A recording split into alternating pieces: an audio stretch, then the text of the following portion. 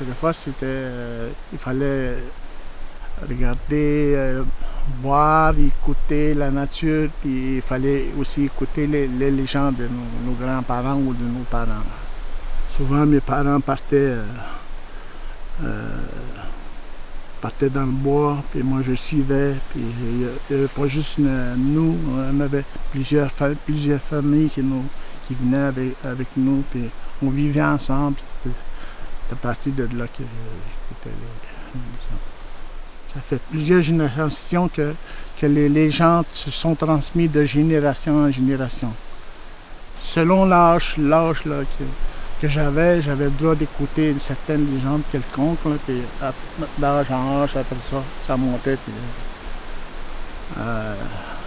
quand j'étais plus vieux, là, c'était plus quelque chose de spirituel. Là, puis, quand un enfant devait commencer à chasser un gibier quelconque, il fallait qu'il apprenne les techniques. Il fallait qu'il apprenne les techniques par la légende.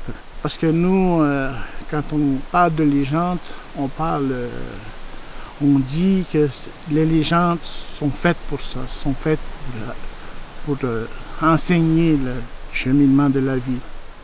Savoir vaincre sa peur. Il faut savoir aussi maîtriser son mode de pensée, la contemplation de la nature, le respect de la nature, l'harmonie aussi de la nature. C'est très fondamental pour chaque être humain. Peu importe la race, c'est très, très important. C'est ce que nos grands-parents disaient. Ils disaient, même si un enfant dort, il faut lui transmettre toutes les choses que tu sais. Il n'a pas écouté, mais à un moment donné, ça revient, ça. Parce que les autres, ils savaient comment transmettre, même si l'enfant était super excité ou il n'écoutait pas, il parlait pareil. Quand j'ai débuté à enseigner, j'enseignais notre langue maternelle. Puis dans mon programme, il y avait toujours un temps pour compter les légendes. Là.